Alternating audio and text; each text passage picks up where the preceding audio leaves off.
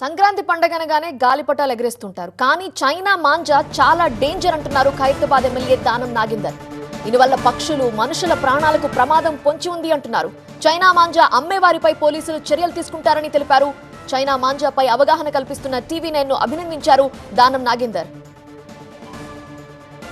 China manja అనేది చాలా ప్రమాదకరమైనటువంటి మాంజా.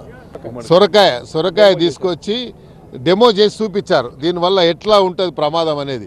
అంటే జస్ట్ సింపుల్గా ఇట్లా మనం చాకుతో కట్ చేయాలంటే టైం పడుతుంది. సింపుల్గా డోర్తో రోప్తో మన చైనా మాంజా ఇట్లా తీసేస్తే కట్ అయిపోతుంది.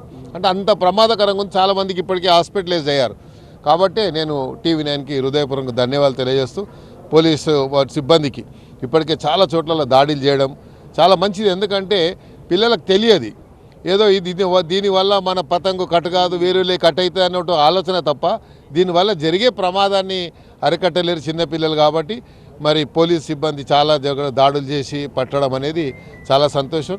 నేను 3 పోలీస్ కమిషనరేట్లకు నేను ధన్యవాదాలు తెలియజేసుకుంటూ, అదేవిధంగా ప్రత్యేకంగా టీవీ9 మీరు పదే గత 10 రోజుల నుండి దీన్ని ప్రచారంలో పెడితే ప్రజలకు ఒక అవేర్నెస్ తీసుకొచ్చినటువంటి మన క్రెడిట్ కూడా మీకు దక్కుతుంది. కాబట్టి టీవీ9 సిబ్బంది మొత్తానికి కూడా హృదయపూర్వకంగా ధన్యవాదాలు.